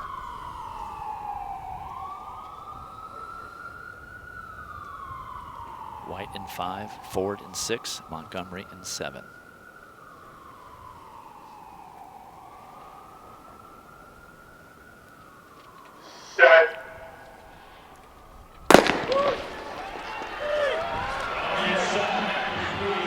Pretty even so far now. Jamisha Ford starting to make up the stagger on Jasmine Montgomery to her outside. Ford comes off the turn first, but here comes Madison White. Madison White is right there for USC. Jamisha Ford, Madison White is going to be close, like the 100, but this time Jamisha Ford is the one that leans leans out the Trojan, Madison White, to her inside. And looks like a little hitch in her giddy up after crossing the finish line. 22-21. There was a 1.6 meter per second trailing wind, but as Dan mentioned, it's quite a bit cooler later in the day than it was on Thursday. We had highs in the mid-70s on Thursday, and it's down in the 60s now. And we may not see Jamesia Ford in the 4x400, considering what's going on post-race. Well, I got to thank her for that hair color this weekend. She's easy to spot. And I'll tell you, Jasmine Montgomery did a really good job in that first 80 meters holding Jamesia Ford off, not letting her pass her until she got to the straightaway. But I'm just about ready to say, Jamesia Ford, she seems like she never gets tired. She's always in an upbeat mood, and this might be the most fatigued that I've seen her in quite some time. And you're absolutely right, Dwight. She looked like she had just a little hitch in her giddy-up as she crossed that line. But look at the move that the sophomore from USC makes on the national champ. Madison White just blazing away on the inside, and that's Deja DeFran on the outside. So fantastic points for the ladies of Troy.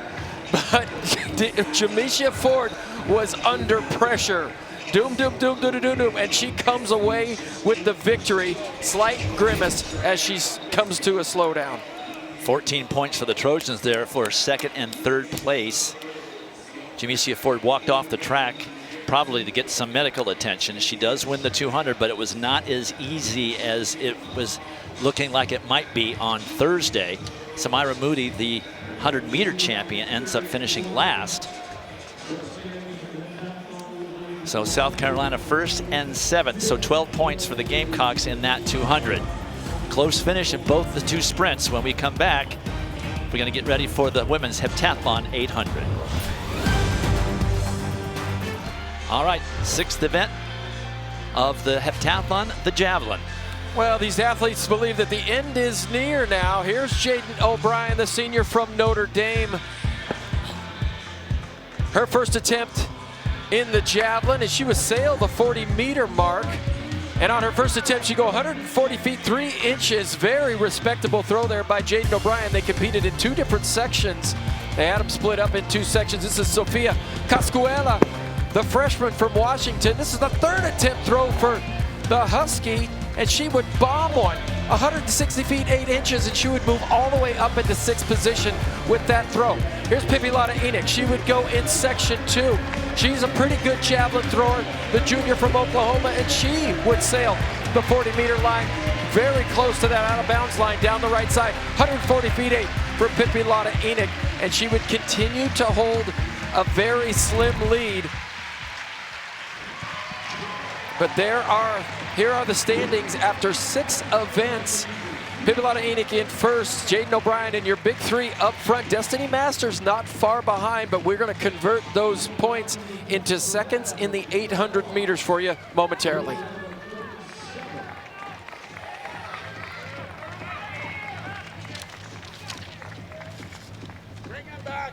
Let's take a look at the Capital One Cup standings as teams compete for a combined $500,000 in student-athlete scholarships from Capital One. You can see Ohio State with a huge lead on the men's side. This encompasses all the 90 sports in the NCAA. On the women's side, very close between North Carolina and Stanford as we're getting close to the end of the collegiate athletics season.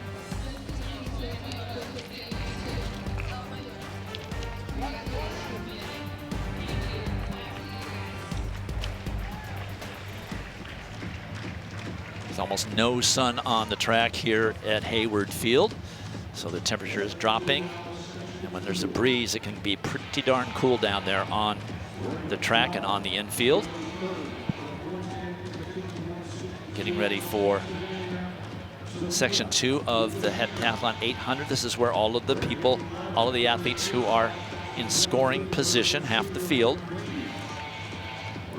There's Pipilata Enoch of Oklahoma. She has a 54-point lead over Jaden O'Brien. O'Brien is the better 800-meter runner by about just under 2 seconds. So Pipilata Enoch cannot afford to finish more than 4 seconds behind Jaden O'Brien.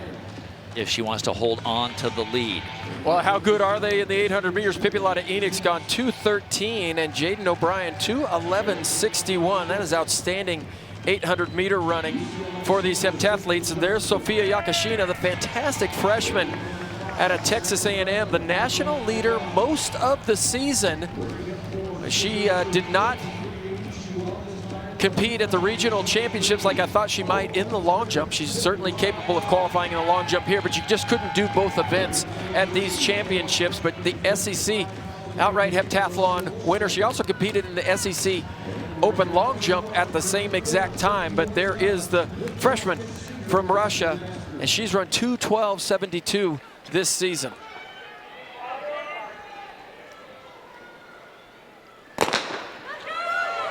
So all eyes are on the junior from Oklahoma. Ooh, they're calling him back because there was a fall. If it happens in the first 100 meters, they call him back. And that is Caitlin Adele, the freshman from Alabama.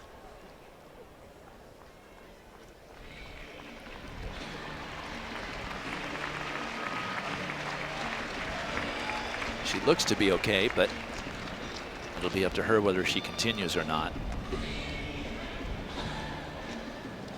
Well, and they have them situated just a little bit differently than they normally would in an 800 meters.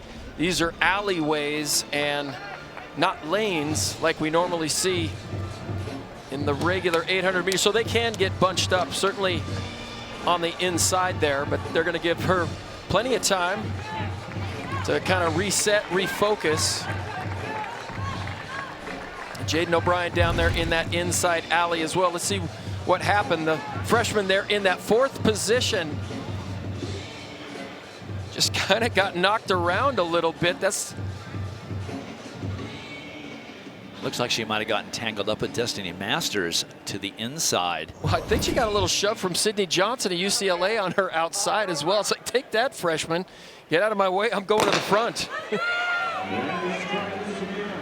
All right, they're away cleanly so far this time. And again, all eyes on the junior from Oklahoma, Pippi Lotta-Enoch, and senior Jaden O'Brien of Notre Dame. That's where the race for the title will be. And Pippi Lotta-Enoch right behind Jaden O'Brien. Make sure she stays within that 4-second tolerance to hold on to the lead. Well, that's Izzy Gudros of Harvard who has taken the lead. She's run an outstanding 800 meter time, 2:13. And there's Elena Brady right behind her teammate there, Jaden O'Brien, and Sophia Yakashina now moves into 2nd position. Maddie Pitts in 3rd position now. She's run 2:12 this season from Penn State. Going out pretty aggressively for having a 2:12 personal best, 62 seconds. Pippi Lotta-Enoch well within that 4-second tolerance of Jaden O'Brien, probably within a second actually at this point. Now is where the tough stuff happens, the 3rd 200. And you know the playbook, Dwight. Pippi Lotta-Enoch has just got to put her sights on the back of Jaden O'Brien's jersey and not let her get away. But I guarantee you, Jaden O'Brien is tough. She knows when she needs to make a move here. Watch her go into a sprint as Pippi Lotta-Enoch seems to be responding with 200 meters to go. Pippi Lotta-Enoch needs 2:14 or better to set a new Estonian heptathlon record. That gap is starting to widen a little bit between O'Brien and Enoch, but it's certainly not 4 seconds.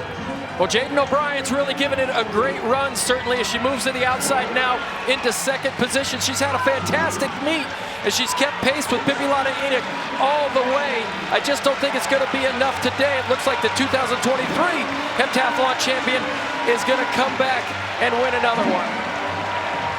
O'Brien crosses first, but there probably wasn't more than a 1.5 second difference between O'Brien and Pippi Lotta-Enoch. We'll get it officially, but I think you're looking at the NCAA champion right there. And of course, Oklahoma just this year joining the SEC conference along with Texas.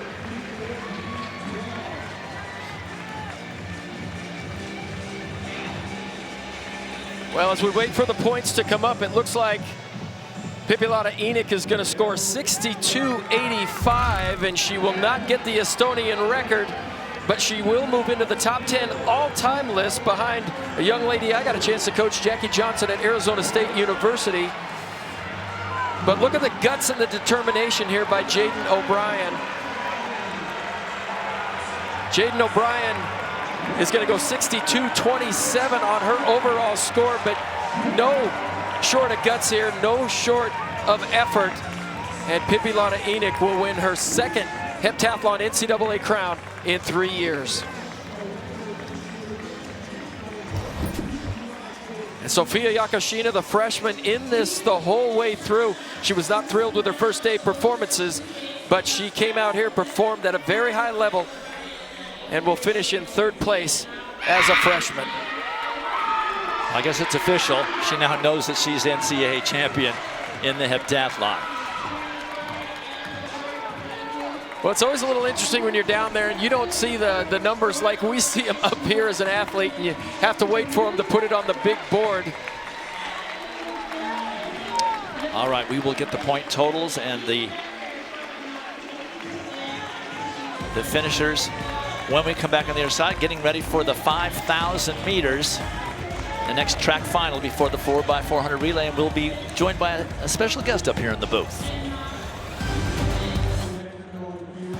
We're back at Hayward Field for more of our coverage of the NCAA championships. There are the final results of the heptathlon, and Jaden O'Brien was able to cut the lead down to 29 points, but she couldn't catch Pipilata Enoch of Oklahoma. Sophie Yakashina, the freshman from Texas A&M, gets 3rd place as we get ready now for the 5,000 meter final. Parker Valby setting the collegiate record and the meet record last year. Pamela Gaskai, and you can see that we have a special guest, 4-time NCAA champion Caitlin Toohey has joined us, North Carolina State standout, and she is going to help us through this 5,000 meters. 24 athletes, 12 from the East Regional, 12 from the West Regional here for this final. And the conditions have probably improved from a standpoint of temperature over the course of the last couple of hours. Down into the mid-60s now. A little bit of a breeze. And they are off. 12.5 laps of this track in this 5,000 meters. There are the competitors on your screen. And the clear favorite, the collegiate leader and the champion at 10,000 meters from 2 nights ago, Pamela Gaskai, the freshman from New Mexico. Kosgei's number 2 on the all-time collegiate outdoor list in this event. And Dwight, in the 10,000 2 nights ago that she won, she not only broke the previous meet record that was set just last year by Parker Valby, she also led a total of 5 athletes below the previous meet record. So we've talked about just how historically fast this field is. That's an indication of just how much so. You have a few athletes who are coming in having doubled back from that 10,000 like Pamela Kosgei. You also have a few who are fresh coming into this event, and a few in this field are also former teammates of our guest, Caitlin Toohey. Caitlin, what has been just your assessment of the caliber of talent that we are seeing in the distance events at this NCAA championship? Yeah, for sure. This might be the most loaded 5K field I've seen in a long time. I'm really nervous right now because I got 2 Wolfpack girls in there, and I'm also my first time live. But yeah, I'm really excited to see what goes down during this race. And one of them we're seeing right here, Grace Hartman, who was 2nd in the 10,000 2 nights ago. She went out to the lead, went up front early on, kind of pushed the pace. This is a championship that you have won. You've won this event previously at the NCAA level. Strategically, what would your advice be to Grace Hartman, Sam Bush, who are both in this field? Grace coming off the 10, Sam Bush, though, fresh. Yeah, I mean, the 5K can be run many different ways. We've seen in the past, sometimes an athlete goes wire to wire, makes it a hot pace, and makes everyone work for it and grind. And other times we see a slow pace from the gun, and they really ratchet down the last mile, and it becomes a kicker's race. So, you know, Grace Hartman has phenomenal mile speed. She's run 4:24 indoors, and as we saw in the 10K, she's also really strong. So I think any way this race plays is going to play into her hands. And then with Sam Bush, yeah, if I was in a race with Sam with 400 to go, I'd be pretty scared. She's got wheels. So right now it looks like it's playing into the hands of the kickers. So we'll see what happens in the next few laps. What is the point, if you want to try to make it honest and you don't want to completely leave it to a kicker race, that you kind of force the field to try to break it open a little bit after having some time to assess that this is a pretty conservative type of pace? Yeah, I mean, I think an athlete like Grace would really benefit from ratcheting down the pace, maybe 2K out, mile out, really making it a test of fitness. But you see right here, they're really bunching up. I'm seeing some elbows, some words being said. So it looks like this is going to be an electric last mile. 85-second lap. Caitlin, when you get into a situation like this where they bunch up like that so much because of the pace going so slow, how scary is it when you have to find a place to put your feet down and knowing that somebody's right up against you on the back, right in front of you, and side to side? Yeah, I mean, it can be really scary. You know, a lot of people like to run on the rail to save energy, run the least distance possible. But when you're out here running 85-second laps, I mean, it might be more beneficial. I mean, you see athletes swinging almost into lane 3 at this point to protect your space and, you know, reduce the risk of going down and getting tripped. All right, well, this pace is pretty slow. They got 74 and 85. Let's get downstairs to John, who has the winner of the heptathlon. I do have, we're looking at the back of our bib. Tell me what you got on here and how it motivates you. So every year I choose keywords that I want to follow for the whole year. And this year I chose calm, collected, confident, and connected. And this is how I get through the pentathlons, heptathlons, especially this year. And because every year when I'm injured or it doesn't go the way how I want to, then I gotta look to the mirror and think what's wrong, how I can do better, be better. So this year, these words helped me. When we go look at the mirror tonight, what are we going to say to ourselves? Because I feel like it should be a pretty good reflection. Yes, but there's still room to improve, and that's what makes me hungry. Okay, quick, we're going to go by review, okay? You give me a quick answer. How did we do in the 100 hurdles? Just run. Okay. How do we rate our high jump performance? Focus, focus, focus, focus. Shot? Anger. 200? Execution. Long jump? I don't know. Feeling light. Okay. Javelin? Control. 800? Mental. Which is better than miserable. Right. Two-time national champ in the heptathlon. Dwight, back to you. Congratulations. Thank you. All right, John. Back to 5,000, and they quickened the pace to 75 seconds to that last 400. 5:17 through the 1,600-meter mark is Marian Jevngedic from New Mexico is up front, along with Peyton Noe from Arkansas. Pamela Kosgei currently in 4th. Grace Hartman has done a great job of positioning herself up front. As we bring in Caitlin Toohey, you can see they started to really push this pace.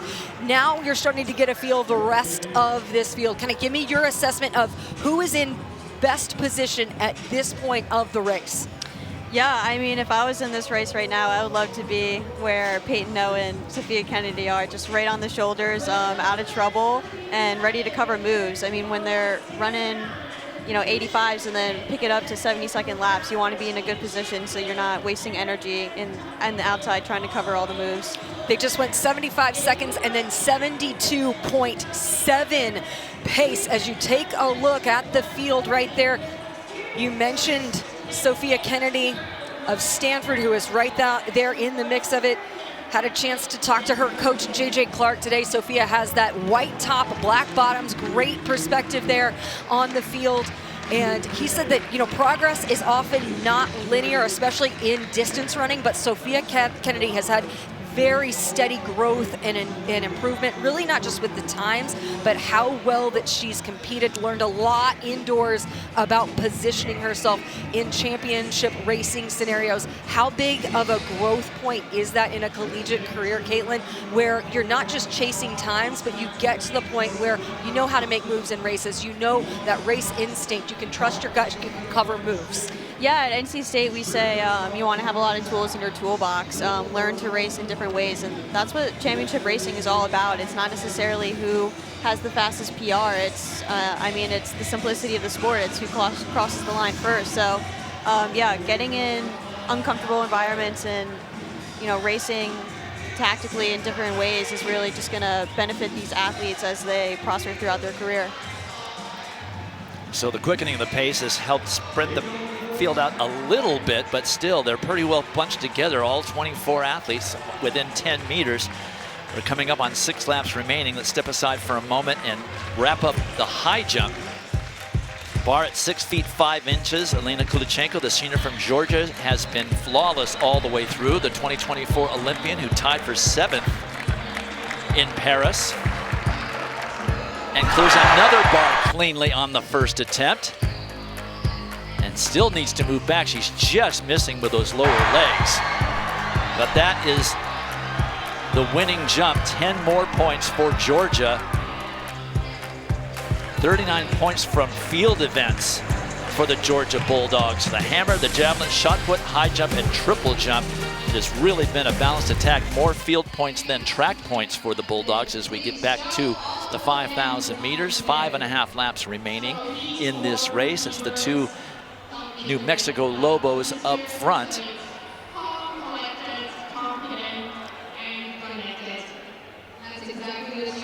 .73.5, that previous 400. If you look at the 1,000 meter marks, they're about 12 seconds faster through that second K than they were the first, thanks to those lead duties by the New Mexico duo.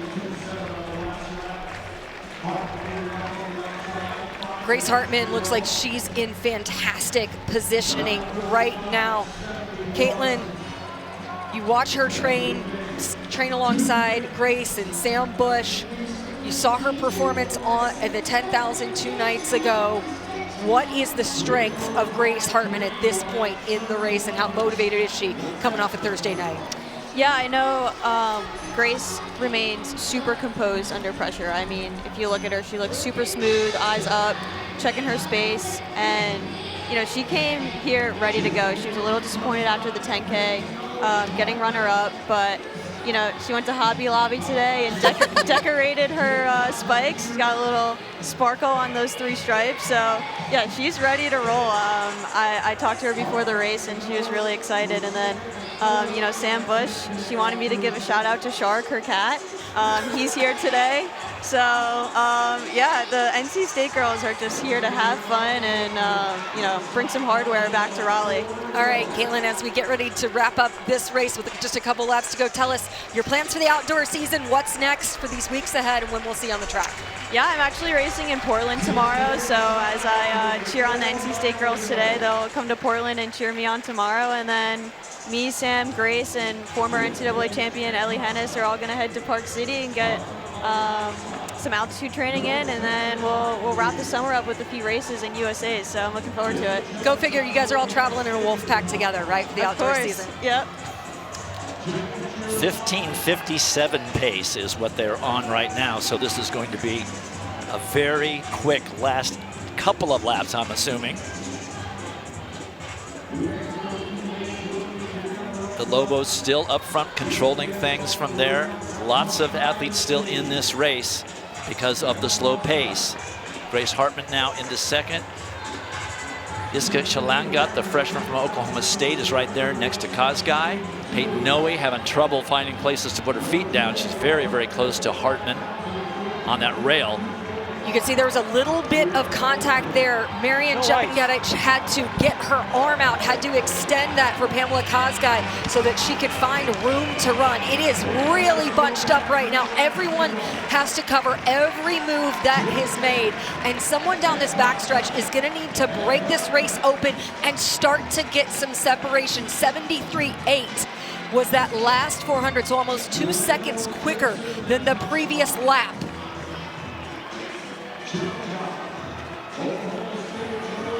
This kind of a packet, this is what you see usually in the first 4 or 5 laps of the race, not the last 3. Well, what we've seen from Pamela Kosgei is that when she decides to go, she can make it difficult for anyone to hang with her. We saw her make a definitive move in the 10,000. She's not yet found that point just yet.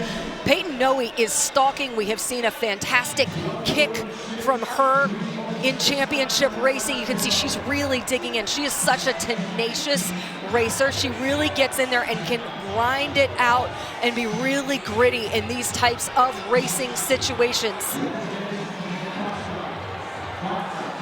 That's Sylvia Jalego of Clemson with the blue bow in her hair. She is right in it as well. Peyton Noe on her outside.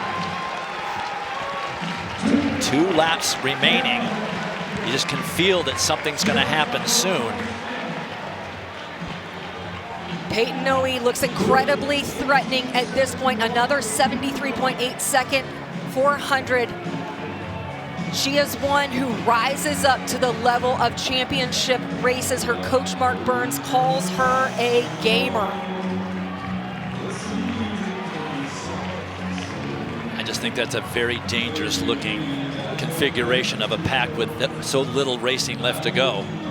We're coming up just 600 meters remaining in this 5,000. Pamela Kosgei, her teammate Marian Jemgetich, Grace Hartman, Sylvia Jalego, Peyton Noe. This is where whoever makes the move has to do it aggressively and definitively and force anyone an immediate response. You can not afford to have any sort of leg. There's Jenna Hutchins on the outside for BYU. She's going to try to make a move as they come up with a lap to go. Bell lap, and lots of runners still in this race. As things start getting wound up, there is Pamela Kosgei. She goes into the lead. Grace Hartman responds. You can't let them go at this point. There's just no more room to go. Jenna Hutchins right there. 3 seconds faster on that last 400 meters. Kosgei coming back from the 10,000. Can she do the double successfully? It's certainly not in the bag at this point with 200 meters to go. Caitlin Tui told us Grace Hartman's got some wheels in that last 400. Hartman is digging. So is Kosgei. Kosgei turning it over. That's Vera Joubert of Boston into second. Kosgei pulls off the double. The time is inconsequential, as she just had more in the tank than anybody else in that last 400 meters. 64.5 last 400 for the freshman from New Mexico. So she runs a meet record time in the 10,000 and successfully comes back 2 days later to outkick everybody else in the last lap of this 5,000. With already having those 25 laps in her legs, she showed ferocity in that finishing kick. You can see how bunched up it is with that top 4. Kosgei was gritting going into the last 200 meters. She is digging. Vera Joubert from Boston, but Kosgei is just ferocious to the finish of races to sweep 10,000 meter and 5,000 meter titles at this championship.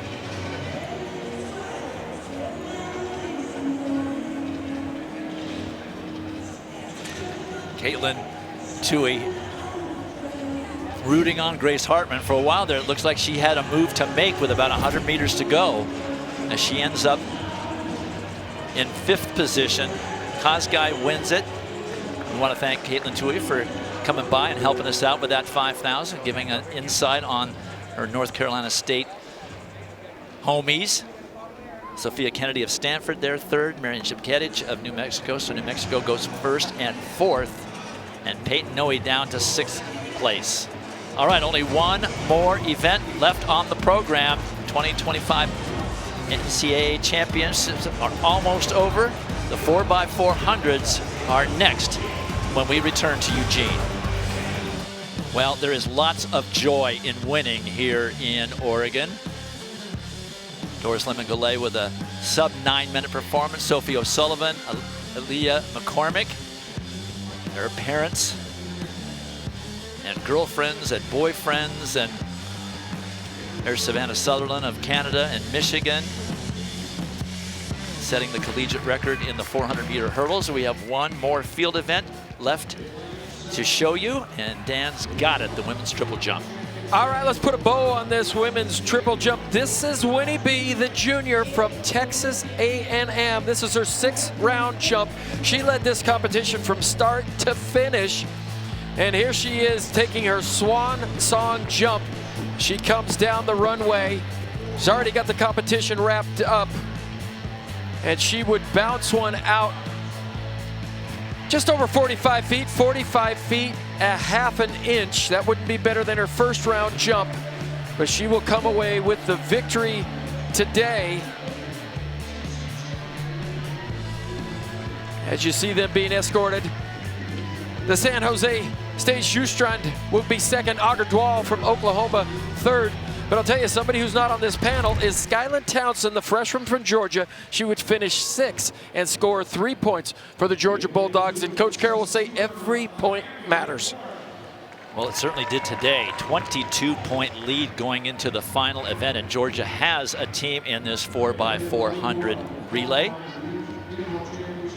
As we'll take a look at the records, collegiate record held by Arkansas. Only the Soviet Union, the United States, and East Germany have run faster than that collegiate record run last year by the Arkansas Razorbacks, and they're also the collegiate leaders this year in this event. There is the lineup for Georgia. They will start in lane 7. Dejanay Oakley, who was second in the open 400, will start it off. And the 400-meter champion and Olympic gold medalist in the 4x400 from last year, Aaliyah Butler, will anchor for the Dogs. And sticks there, the freshman from Oklahoma over the 400-meter hurdles, Michelle Smith. She will run that second leg, and Sydney Harris in there. There you see Texas A&M, Cameron Dixon, Jasmine Montgomery. Busy weekend for those two, as we saw them in the 100 meters, the 200 meters, 4x1, and now in the 4x4 as well. Southern California also in this 4x400 final.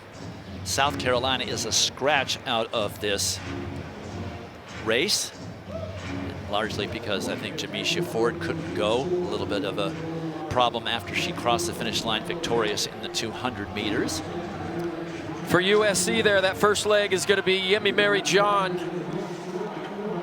For the Lady Trojans, the junior, also a Paris Olympian. They'll go Jasani Carter, Takai Sensi, and then Madison White, who just had a phenomenal meet here at these championships, will anchor for the Lady Trojans. So lane 5 is open. South Carolina scratching.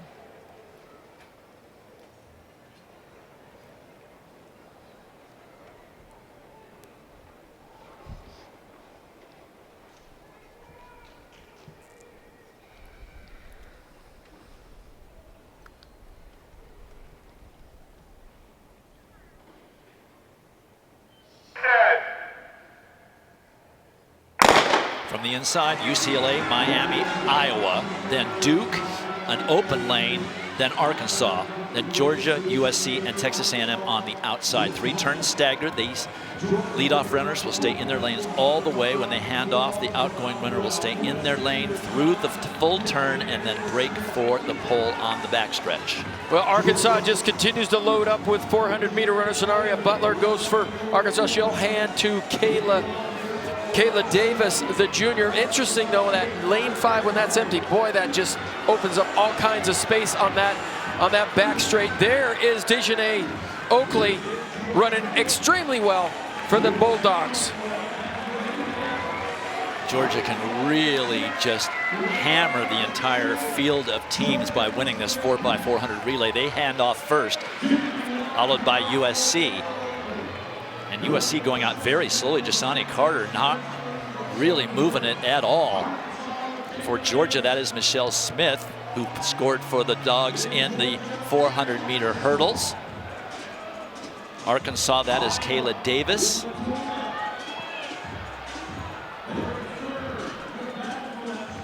Duke is now into third place. That is Lauren Tolbert on second leg duty. Tolbert fresh off that 800 just a bit ago. And now USC's Jasani Carter gets things going. She went out very, very slowly, but is finishing strong for the women of Troy, pushing up into fourth place and challenging for third. But it's going to be Georgia who will pass first, followed by Duke, then Arkansas, and then USC. For Georgia, that is Sydney Harris. For Duke, Aaliyah Garazzo. For Arkansas, Sanu Jalo. And for USC, Takia Sensi. And I have to apologize. I said Michelle Smith was second in the 400-meter hurdles, but Kayla Garrett from Texas was second. Michelle Smith from Georgia was third. Still very close with Georgia in the lead. Now Arkansas into second ahead of Duke, challenging for the lead. Sanu Jalo running a great leg for the Razorbacks, puts her team into the lead. They are the leaders in the country this year amongst collegians. Arkansas passes first, followed closely by Georgia, Duke, and USC. Well, Rosie Effiong goes for the Razorbacks, followed closely by Aaliyah Butler. And you know the Georgia Bulldogs, they just want to put this thing away in style. And a win in the 4x400 meters would leave no doubt. A great rivalry and a great one-on-one. Rosie Effiong and Aaliyah Butler. And here comes Butler making that move with about 125 meters to go. She swings wide, and she's just turning over faster than Rosie Effiong. Aaliyah Butler and Georgia putting a stamp on it with a win in the final event. The first time that Georgia has won the 4x400 relay, and they will be scoring over 70 points to just run away with the team title. 48-8 anchor for Aaliyah Butler. And that'll be the fastest time in the country this year. It's 49-2 for Rosie Effiong of Arkansas. No slouch, but she just could not hold off the 400-meter champion Aaliyah Butler and the Georgia Bulldogs.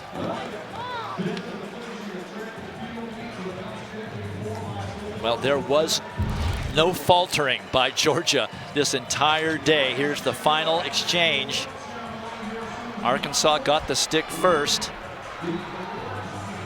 And maybe one of the most successful runners that the University of Arkansas has ever had in Rosie Effiong. She's done so much for the program.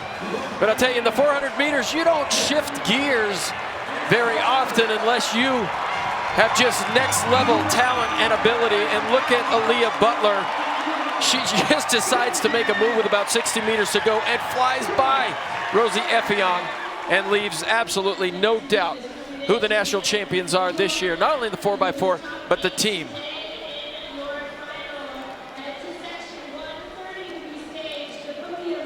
Georgia wins the team title by 26 points over USC, who finished second, and Texas A&M finishing third, 4 points behind the Trojans. There are the final results on the women's 4x4.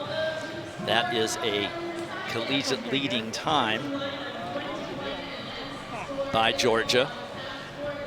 USC ended up third in that 4x400 relay. Georgia winning the women's team title for the first time, and boy, they did it in style. As I mentioned, 26-point victory over second place USC. There is Coach Carol Smith Gilbert. Came to Georgia about 4 years ago, I want to say now, from USC, and has really built a formidable women's program, culminating in that gigantic title. They won the conference. It's hard to do both, but they have incredible amount of depth, incredible amount of personnel down there in Athens. Well, and I was going to say, a number of her athletes here that she scored with are field event athletes, and they're seniors. And I said, well, what are you going to do? How are you going to replace those? She's like, I got field events standing by.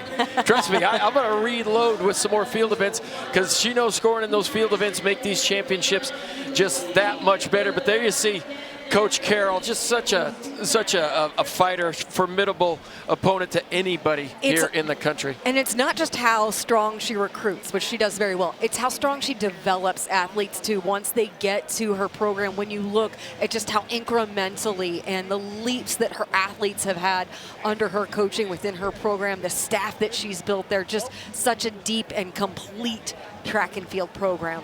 Well, and a lot of people say they just, some people say it's all about the training. No, at Georgia they take a holistic approach. It's more than just the physical. It's nutritional, it's mental, it's mentorship. These young athletes really feel like there's a whole, it's more than just being a good physical athlete. She really cares about these athletes and student athletes individually, and people love to get coached by her. Absolutely. I mean, she makes it clear there's a high standard, and you can see Connie Price-Smith there, the head coach of Ole Miss, congratulating Carol Smith-Gilbert. But it's a high standard that she sets, and they know the expectation that is there within her program. Well, she won 2 titles when she was at USC. She started at Georgia in 2022, so this is her 4th track season at Georgia. And they just pulled off a monster win here at the NCAA championships. So let's take a look at the final team standings. These are official. Georgia wins it with 73 points, running away with it over the University of Southern California. Then Texas A&M ends up 3rd. Washington, the Huskies, up into 4th place. Well, it's been a great 4 days here. Great competition on both the men's and women's side. We got very lucky with the weather with no precipitation whatsoever. And now it's time to award the women's team trophy to Georgia and down to John Anderson. Thank you, everybody. Thank you, University of Oregon. Thank you, Hayward Field, for another great championship here in 2025. Also want to thank the NCAA for putting on a wonderful championship. And now it is time. I have the best job in the world. I talk to winners and I give away trophies. This is so great. Emily Fulton with the NCAA Track and Field Committee is here to present the championship trophy to Carol Smith-Gilbert, coach of the Georgia Bulldogs. Thank you. Coach Smith-Gilbert, on behalf of the NCAA, I want to congratulate you and the Georgia Bulldogs on winning the 2025 National Championship.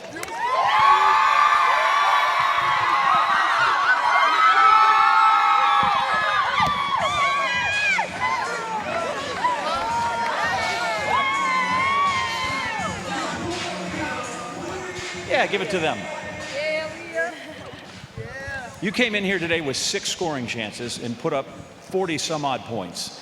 I'm thinking literally outside of a bad baton pass, everything in the last 2 days with this team went right. What is your assessment of the performance?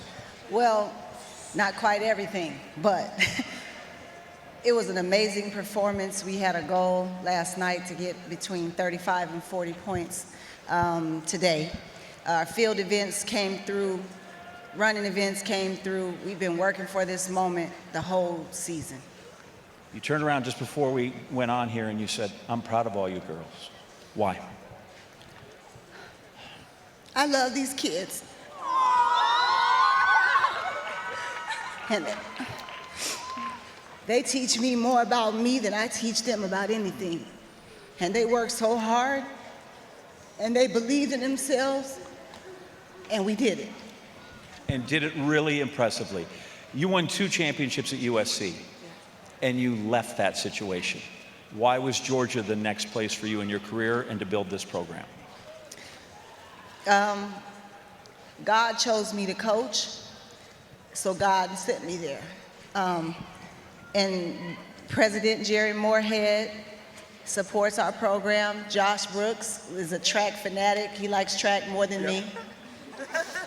He provides us with what we need to be the best in the country, and I'm just so happy. Athens is a great place. The university is now ranked top 20 academically, so you can't ask for a better situation. Finally, you told us the other day that once the kids get a taste of confetti, they kind of wanted more of it. Yes, it's addictive. So we want to touch a lot of confetti. Fire away back there. Congratulations. All right, you guys, well, it's been a heck of a week. Men's and women's. Final thoughts? Well, I'll tell you, she was built for the national championship. She ended up winning the SEC title, but she brought a team in here, and she got delivery from everybody.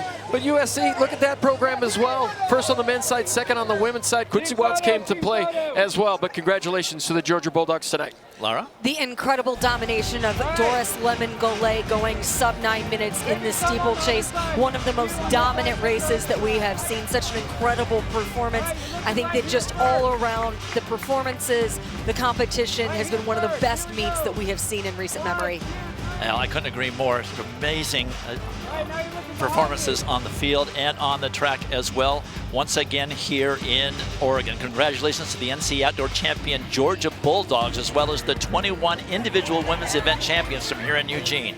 That will wrap up our 2025 NCAA track season on ESPN, and we hope you have enjoyed the journey with us as much as we've enjoyed bringing you all the action. For John Anderson, Laura Overton, Dan O'Brien, Caitlin Toohey, and our ever-diligent researchers Rich Benoit and Tom Lewis, I'm Dwight Stones. Thank you for joining us this week in Eugene, Oregon. See you next year.